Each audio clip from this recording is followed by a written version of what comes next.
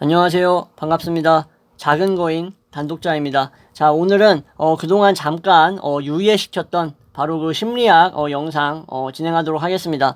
자, 그래서 이제 지난 심리학 영상이 인지심리학 부분이었는데 이제 그 영상으로 인지심리학은 끝낼 거고 오늘부터는 이제 그 발달심리학에 들어갈 겁니다. 발달심리학이라고 하면 뭐냐면은 뭐 거창한 게 아니라 그냥 이제 우리가 어떤 유아기라든가 어떤 특정 시기 우리가 한창 이제 신체적으로 정신적으로 발달해야 할 시기들 있잖아요. 뭐 동물뿐만 아니라 인간 다 포함해가지고 그 당시에 나타나는 어떤 그 개체 행동, 태도, 패턴 이런 사고방식 같은 것들을 이제 심리학적으로 이제 풀어가지고 설명하는 겁니다. 그래서 이제 특정한 시기에는 어떤 특별한 행동이 나타난다라는 거에 이제 초점을 맞춰가지고 하나의 이론화 시킬 수 있다라는 거죠.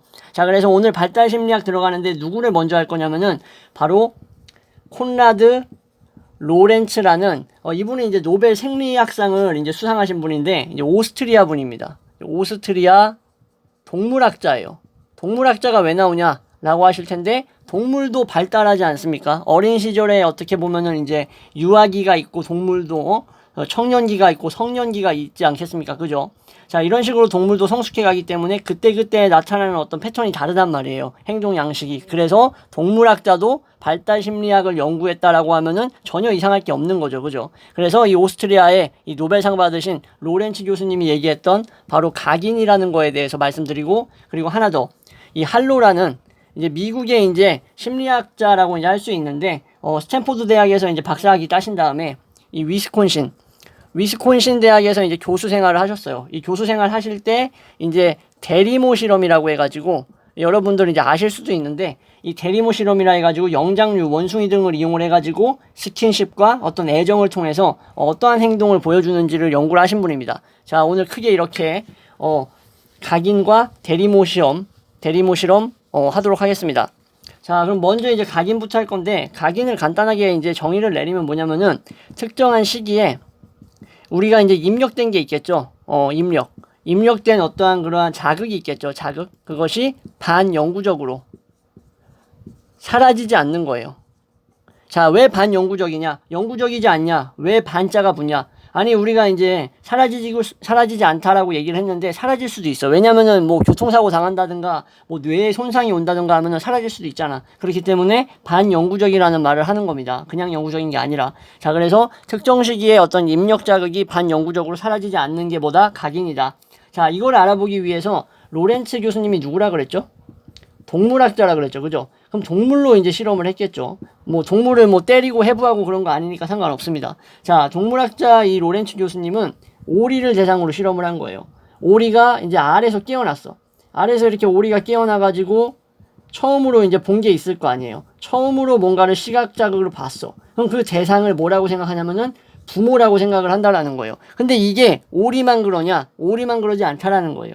대부분의 많은 동물들이 알에서 깨어나거나 뱃속에서 나온 직후, 그죠? 이제 포유류 같은 경우에는 알을 안 낳지 않습니까? 그죠? 이러한 동물들 같은 경우에는 알에서 깨어난 다음에 보자마자 그것이 나의 부모구나 하고 일종의 반영구적으로 각인된다라는 거예요. 근데 이게 중요한 게 뭐냐면은 행동주의 이제 파블로프 기억하시죠? 자, 이러한 행동주의자들의 입장에서는 뭐라고 얘기를 하냐면은 자, 반복된 자극과 어떤 그것에 익숙해지면은 이제 개로 예를 들었었죠. 그죠? 그래서 종소리만 울려도 마치 밥이 나오는 것처럼 생각해가지고 침을 흘렸잖아요. 강아지가. 그게 파블로프의 개였잖아요. 그죠? 이반 파블로프. 자, 그래가지고 이 행동주의자들은 이런 자극의 반복이 돼야지만 반드시 그게 각인된다라는 생각을 했던 거예요. 반복이라는 게 반드시 들어가야 된다라고. 그래서 이러한 어떤 발달 심리학에서 얘기하는 것들은 뭔가 의심쩍다. 분명히 이 오리가 태어나자마자 바로 본 게 아니라 여기서 계속해서 시각 자극을 반복해서 제공을 했기 때문에 뭐 고양이든 뭐 살쾡이든 고양이든 간에 얘네를 자기의 천적인데도 불구하고 오리들이 엄마라고 생각하고 아빠라고 생각하는 거 아니겠느냐라고 행동주의자들은 얘기를 하는 거죠. 근데 자, 이 로렌츠 이제 동물학자, 이 심리학자분은 이제 그건 아니다라고 얘기하는 거죠. 순식간에 성립할 수 있다라는 거예요. 이러한 각인 현상이라는 것이 반복적인 게 딱히 필요 없다라는 거죠. 자, 이해되시겠죠? 자, 그래가지고 이제 태어난 직후에 보았던 어떤 움직이는 것을 저게 내 엄마구나, 내 아빠구나라고 인식하고 바로 뭐가 생기냐면은 그 동물들에게 애착이 생기는 거예요. 그 어린 동물들에게. 그 유아기를 이제 거치고 있는 그 동물들에게.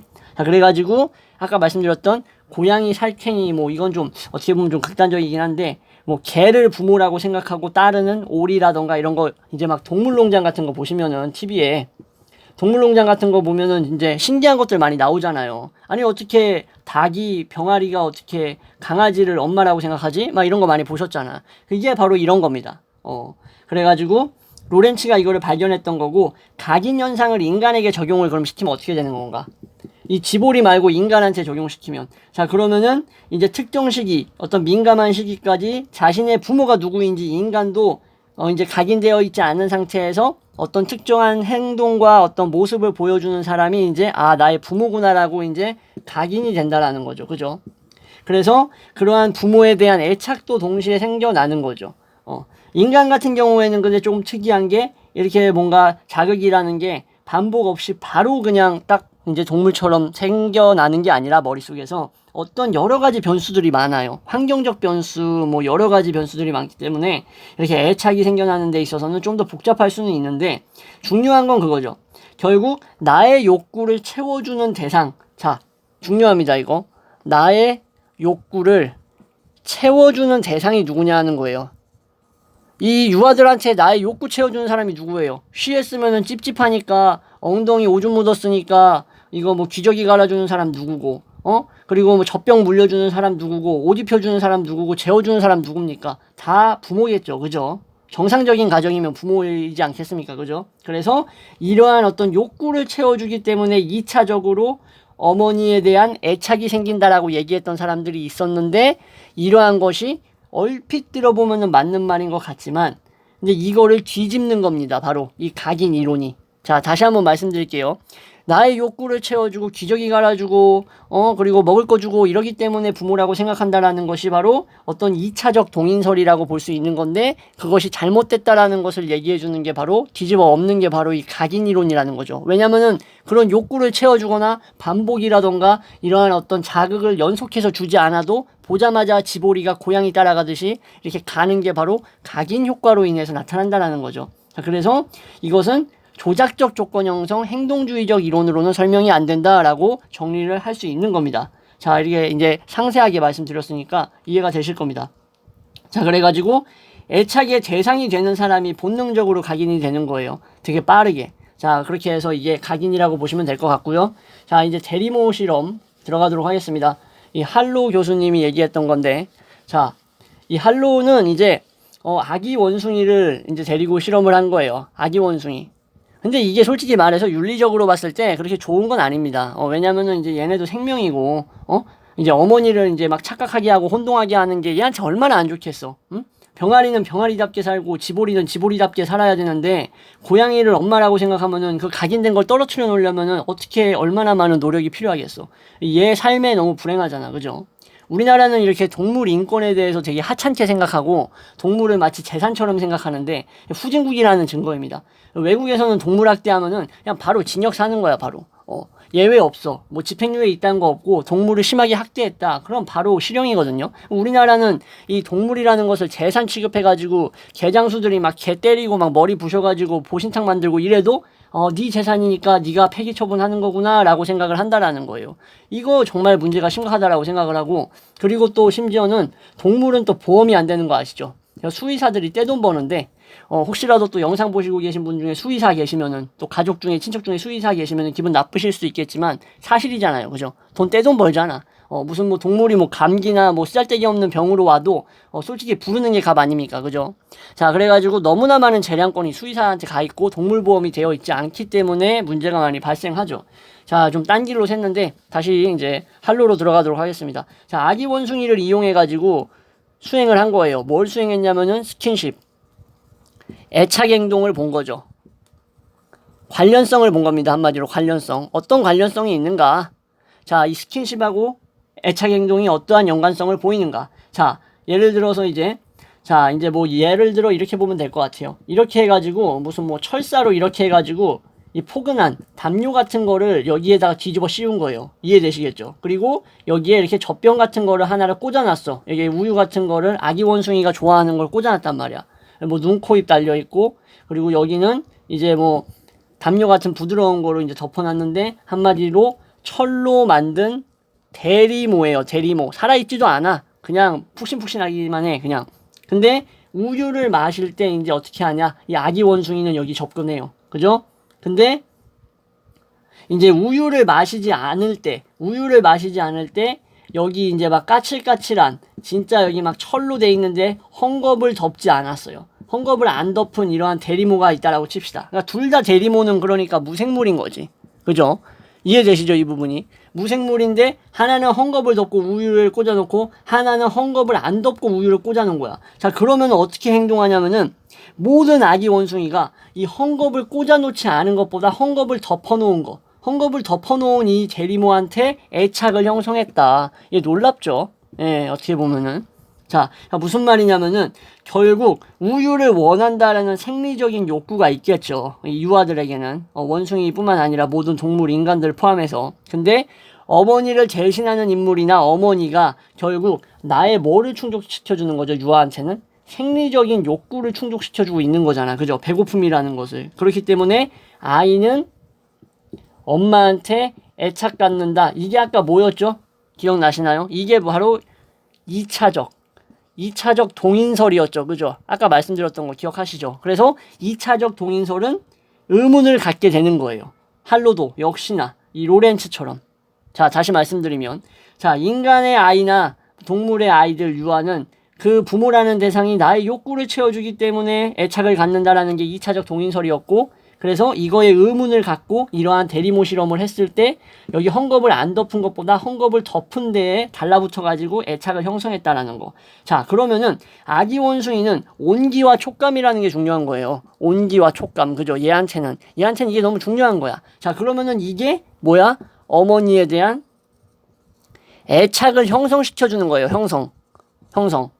그래가지고 이거를 밝혀낸 거죠. 자, 우유를 주니까, 잠을 재워주니까 이 사람이 좋아, 이 사람이 엄마다가 아니라 온기와 촉감이 있기 때문에 이 사람이 나에게는 엄마다, 나의 보호자다, 양육자다라는 이러한 것을 생각할 수 있었다라는 건데, 이것은 결국 스킨십과 애착 행동의 관련성을 얘기하는 거죠. 그래서 스킨십이 얼마나 중요한가를 이 접촉의 쾌감 이론적인 이러한 설명으로 했다라고 보시면 될 것 같습니다.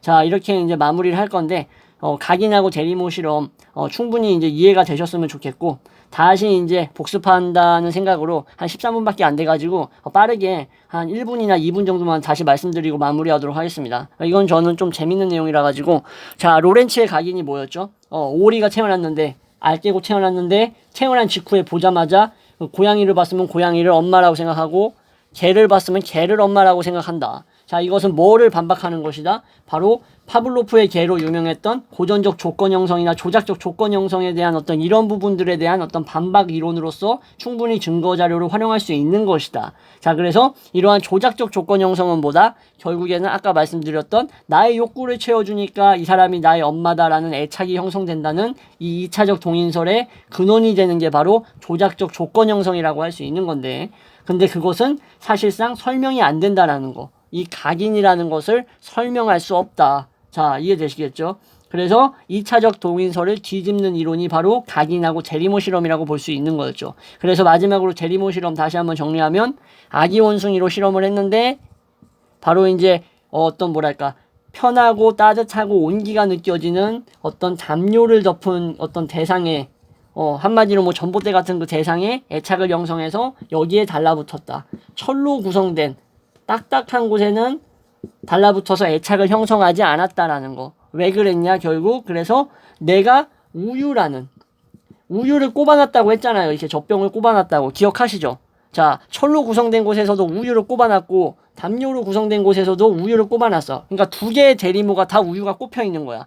젖병이 꼽혀 있는 건데, 그래도 우유는 항상 제공이 되는데도 결국에는 온기와 촉감이라는 것이 존재했기 때문에 여기에 달라붙어 있는 거지, 여기 철로 되어 있는 곳에 원숭이가 달라붙지 않았잖아요. 그렇기 때문에 여기서도 욕구를 해소해 주니까 이 사람이 좋다라고 말을 할 수가 없는 거죠. 어떻게 보면 온기와 촉감 때문이라는 거죠.